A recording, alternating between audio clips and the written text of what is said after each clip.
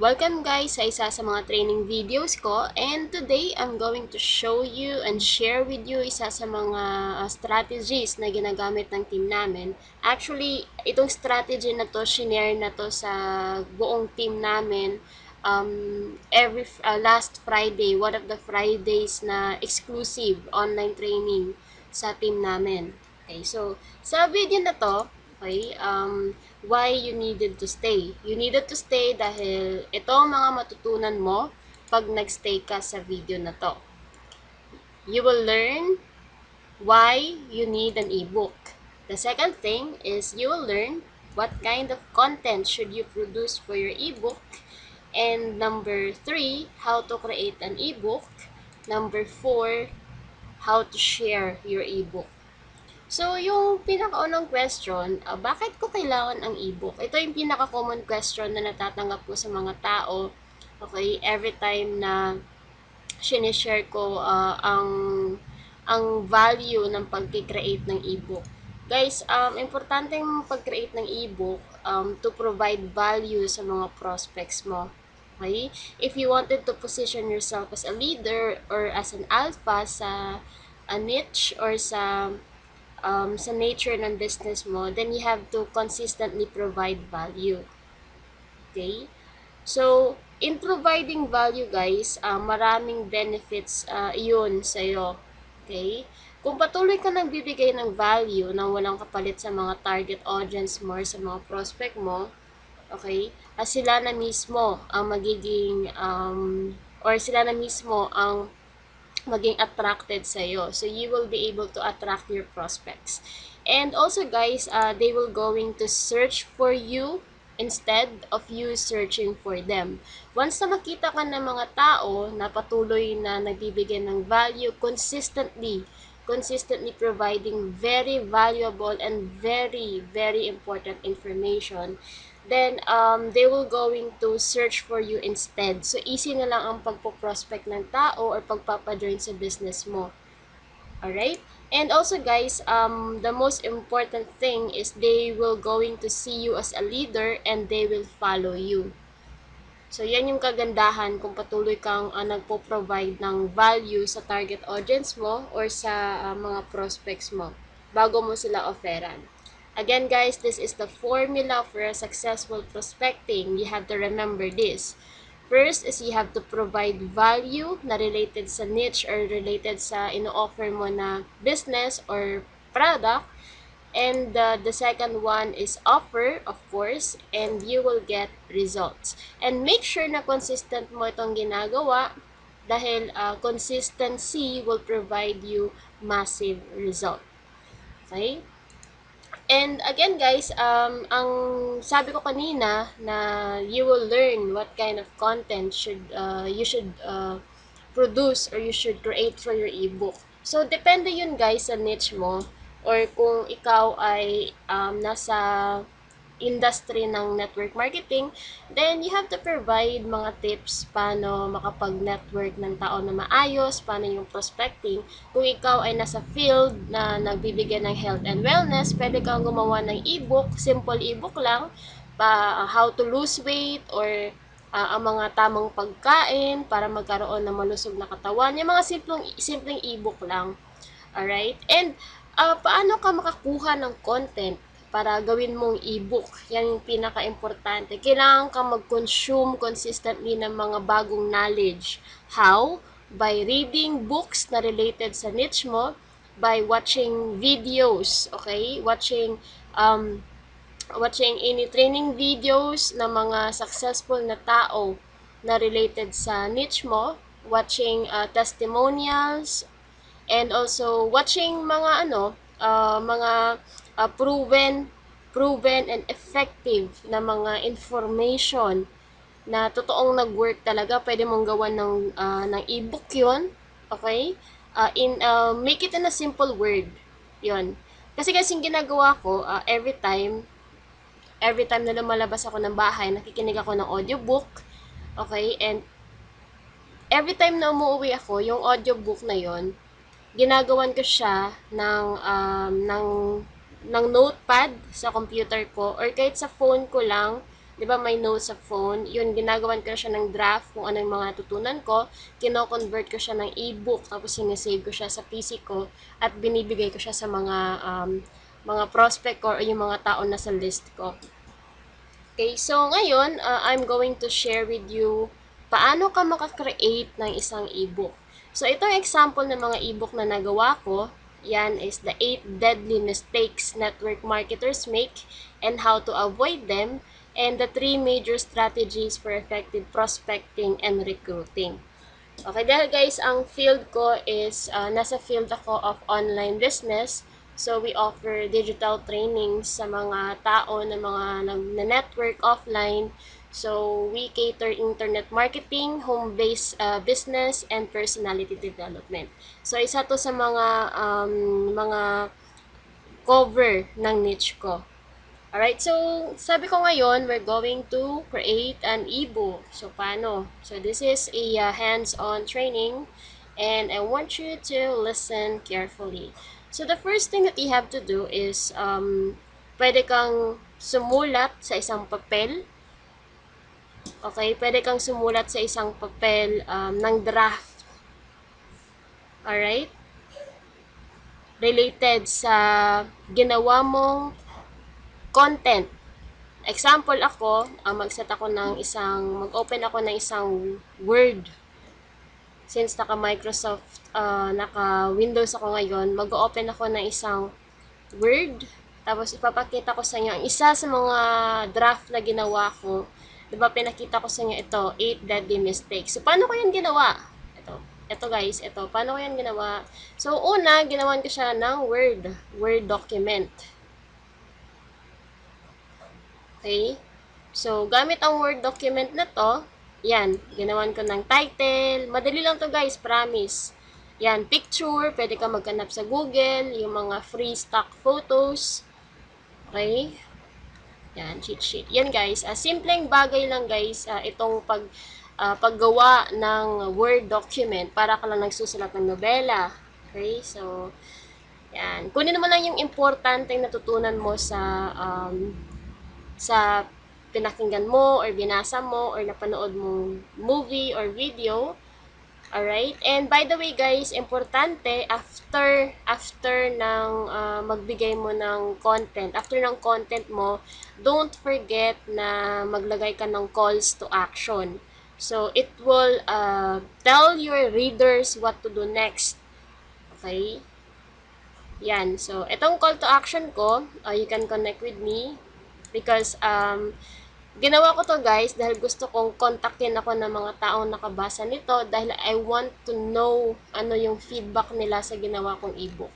And then, ano mangyayari after mong matapos itong paggawa ng Word document na to? All you have to do is to convert this into PDF.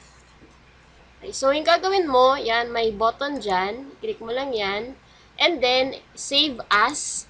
May naka lagay na dyan na option na PDF. So, i-click mo lang yan. Yan, ito yung lalabas. Okay, so yan, pwede mong i-save sa desktop, cheat sheet, publish. Makikita nyo dito ang progress sa baba, Word is publishing. And after niyang matapos i-publish, ipapakita niya sa inyo agad yung ebook na ginawa mo. Yan. So, ito na yung maging resulta ng ebook mo. Okay, so yun lang guys. Simpleng-simple lang paggawa ng ebook. Hindi kailangan na maging komplikado. Alright? Ang importante guys ay ang content. Kung ano yung nilagay mo sa loob ng ebook na yan. Okay? So, ngayon, alam mo na paano maggawa ng ebook sa simpleng steps lang. Ngayon, ipapakita ko sa iyo paano ka gumawa ng cover para sa ebook mo kung gusto mong i-post yung ebook mo sa website mo or kung gusto mong i-post sa Facebook mo at kung natutunan mo yung tinuro ko sa iyo doon sa isa sa mga training crash course ko na Pinoy Online Crash Course, may tinuro ako doon paano pag-create ng isang landing page or capture page. At pwede mong i-attach yung ebook na to dun sa capture page na natutunan mo. Okay? Doon sa isa sa mga training videos ko. So, pag-create ng cover, pwede kang mag-search kay Google. Okay? How to create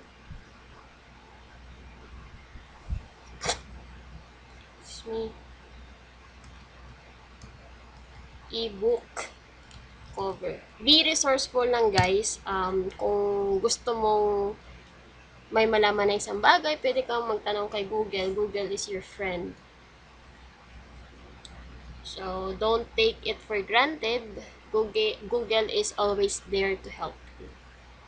Yan. So, pwede kang mamili dyan. So, yung ginagamit ko is ito, myecovermaker.com. Free lang to guys. So, may option din siyang paid. Pero, mas prefer ko yung free. Ito, pwede mong i-click tong try it for free.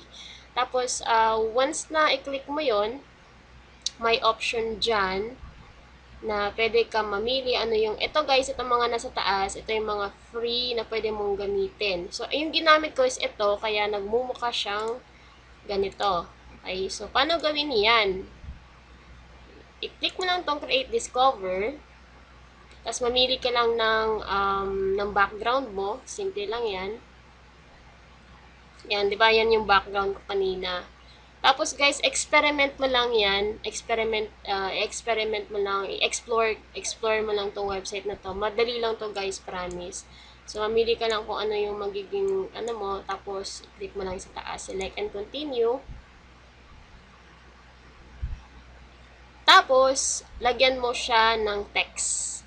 So, i-click mo na yung text. How to create an ebook. Site Pisinable. Yan, pwede ka mamili ng text, outline, mga font style, kung gusto mo ng effect, pwede. Okay, so yan. Pwede mo siyang i-drag. Yan guys. So kung gusto mong i-save na, yan, pwede mo siyang palitan ng colors actually. Just feel free to explore. Tapos kung after nito guys, kung gusto mo nang makuha yung final product, i-click mo lang yung upload image. Oh, sorry. Mali pala. So, finalize pala. Sorry, my mistake. Finalize.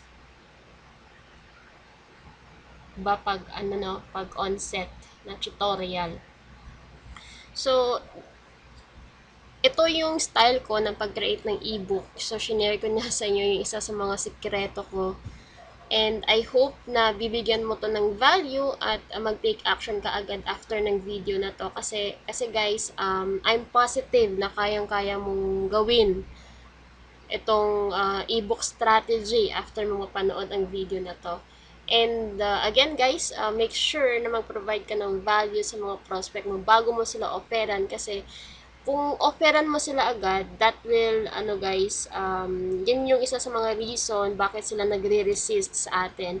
Yung ginagawa kong strategy before, bago ko to natutunan, is, yung ginagawa ko is offer lang ako ng offer, wala akong pakialam anong pakiramdam ng prospect na ako sa akin, hanggang sa nalaman ko na kaya pala nagre-resist, o kaya pala nire-reject ako ng mga prospect ko, dahil hindi ako nagpo-provide ng value, hindi ko hinahalagahan ano yung magiging benefit ng product ko sa kanila. So you should always state the benefit, okay? Ang purpose ng product mo sa kanila on why they need it. Kasi guys, huwag kang mag-prospect ng mga taong hindi naman kailangan ng produkto mo. Okay? Don't force people. Alright? So, ito na guys, yung nagawa natin. So, may option ka download 3D. Ito yung makikita mo. And download 2D. Simpleng ganyan lang. So, mas prefer ko yung 3D kasi mas cool tingnan. Tapos, in-click mo lang yung download and bibigyan ka niya ng file. Yan. Yung format niya is JPEG, if you're familiar with that. So, i-open mo lang yan. Tapos, yun na yung i-copy-paste mo. Tapos, lagyan mo ng link. Okay, again, kung napanood mo na yung video ko sa online crash course, Kung hindi, pwede mong balikan ang video paano gumawa ng capture page para i-attach mo itong ebook na to. At kung hindi mo pa napanood yon, may binigay akong link sa baba, pwede mong i-access yon. Free training lang yon guys ha. Pero I don't know kailan ko ibibigay for free yon. So make sure na mag-take advantage ka talaga. Okay, so that's how you're going to create an ebook. And next, what we're going to do is of course, we have to know, okay, we have to know how we're going to share. Siyempre, nakagawa na tayo ng ebook. Ang next na gagawin natin is i-share natin sa prospect natin. So, paano natin i-share? Actually, guys, may mga online storage tayo. Okay? May Dropbox, may Google Drive, may OneDrive. So, pwede mong i-search online kung ano tong mga ito at kung ano yung capacity nila. Pero yung ginagamit ko is yung OneDrive, yung Microsoft OneDrive. Mas komportable akong gamitin. So, yung gagawin mo lang guys is i-upload mo lang yung ginawa mong ebook. Yan, tick mo lang yung files.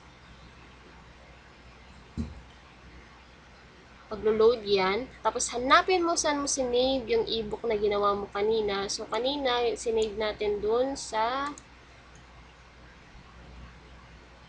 dito. Cheat sheet. Yan, i-upload mo lang yan guys. Ito yung magiging link mo ha. Separate yung link sa picture. Yung link, ito yung kiklik ng mga prospect mo para ma-view nila yung ebook na ginawa mo. So, sana. Example, itong isa sa ginawa ko. Ito, deadly mistake. Ito yung cheat sheet. So, i-click mo lang yan, tapos click mo yung share. This is how you're going to do it using Microsoft OneDrive. Okay? Tapos, pwede kang, get a link. Tapos, dapat naka-edit. View only lang siya. Create link. After niya mag-load, magbibigay siya ng napakahabang link. So, dapat mang i-shorten yun. Okay? Tayo na natin mag-load.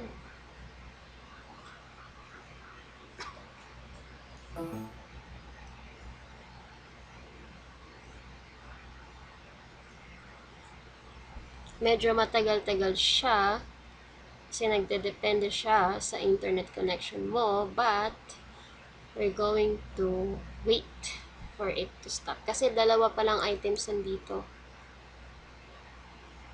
So, pwede mo din siyang i-share by invite people since hindi mo naman kikilala yung mga prospect mo, diba, personally. So, it would be best if you're going to click on get a link instead. Try natin ulit. Conquer your fear. Share. Get a link. Create a link.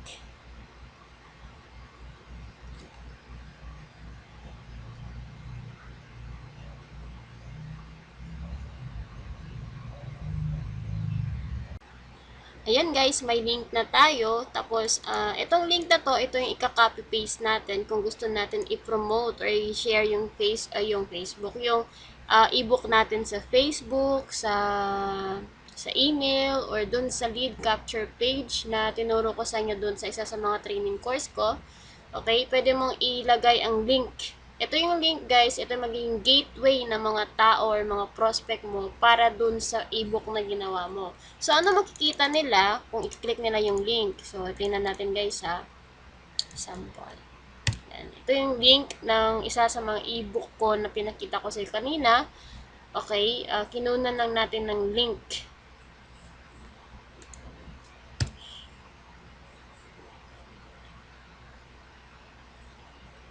Yan. Tayo natin mag-load. Actually guys, yung preview nito is kamukha lang ng PDF file na ginawa natin kanina. Okay, parehas lang siya ng style ng format, pero naka-browser lang. Pwede din nilang i-download to kung gusto nila, kung may option yung browser nila na i-download yung ebook. Gaya ng sa browser ko sa phone, na-download ko yung ebook. Kasi may option ako to download it. So, yung advantage, kung i-download din lang yung ebook mo, magiging guide nila iyon at mas magiging valuable ka sa kanila or mas nakapag-provide ka talaga ng value sa mga tao na gusto mong tulungan. Yun yung pinaka the best part doon. Okay, so ito yung makikita mo. Medyo mabagal ng internet ko. Excuse me.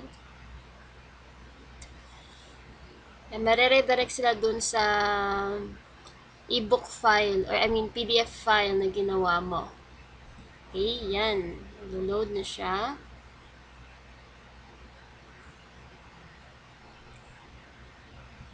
Yan guys, ito. Ito yung PDF file nung from the Word document na ginawa ko. So, yun din magkita nila pag i-click nila yung link na ginawa natin. Ito, shinare gamit ang Microsoft OneDrive. Okay? So, that's how you're going to share your ebook. And now, it's your turn. Yung challenge ko sa iyo ngayon is to create your own ebook ngayong araw na to. Just follow this 4 keys. Guys, may step-by-step tutorial na pwede mong sundan, okay? Para makapagsimula ka magkapag-provide ng value sa mga prospect mo at makita ka nilang alpha or isang leader or isang napaka-valuable na tao. Okay? So, you can share your work sa akin kung gusto nyo. Okay, you can send me a message sa Facebook. Add nyo lang ko as a friend. Ito yung Facebook link ko. At kung gusto mo ng mga tips and training, may mga freebies ako sa'yo. Mga free lang to guys. So, pwede kang mag-join sa private community, private group ko, kung saan nasi-share ako ng mga valuable content din and tips sa mga tao na nandun, mga members. So, you can click on this link sa Facebook para mag-request ka to join. And you can join our free coaching every Monday night kung gusto mo matutunan ang mga strategies or iba pang mga tips or mga ninja moves na ginagawa namin para i-promote yung offer namin or para magkaroon ng resulta kahit gamit ang internet lang. You can click on this to register for free. You can reserve your seat as early as now. So, may link akong binagay sa baba. Pwede mong basahin yon, pwede mong i-click yon, at make sure guys na mag-take ka ng action as soon as you can. Okay? And you can get my latest and updated na online crash course by this link na shinare ko. So, you will know how to create your own lead capture page kung saan pwede mong ilagay itong ebook content na to dun sa shinare ko na tutorial din paano gawin yon. Okay? So, I do hope na may nakuha kang value sa training na to. At yung purpose ko guys, ba't ko shinare ito? Dahil gusto kong makatulong sa mga tao na gusto talaga magkaroon ng malaking resulta. And again, you won't be able to get a massive result sa business mo if you're not going to take consistent action. Hindi lang siya massive action guys, but consistent action. Consistency is your key para mas maging makilala ka ng mga tao na nasa niche mo, mas magkaroon ka ng authority, okay? Mas ma-dominate mo ang business world mo. Okay? So, don't forget to leave your comment below kung may natutunan ka sa video na to. You can click on like button and also you can share this video if you want to. Free lang to guys, free guide. And since creating an ebook yung topic natin ngayon, I'm going to share with you kung paano i-convert itong PowerPoint, okay, na style, PowerPoint na format into PDF na pwede mong gawin na ebook or cheat sheet. So, ito, click mo lang to, save as, then convert PDF. Yan. Ganun kasimple gumawa ng ebook guys. Huwag mo limit yung self mo. Yan. Publish mo lang yan. Publishing niya siya. So, after niyang i-publish, ipapakita niya ulit sa iyo yung output. So, mamamangha ka guys dahil di mo akalain na ganito lang pala kasimple gumawa ng ebook nowadays. So, tayo natin mag-load. Yun. So, yun na yung ebook. Ito na yung PDF file. Yan, yung homepage. And, guys, pwede mong ma-download itong cheat sheet ng video na to. May link akong nalagay sa baba kung gusto mong ulit-ulitin paano ito nagagawa. Okay, step by step. I created a link na pwede mong i-click para makuha ang PDF file ng video na to. Okay? So, thank you so much for staying on this video, and I hope to see you on my next training videos. And again, my name is Hype Sanable. Have a wonderful and successful life.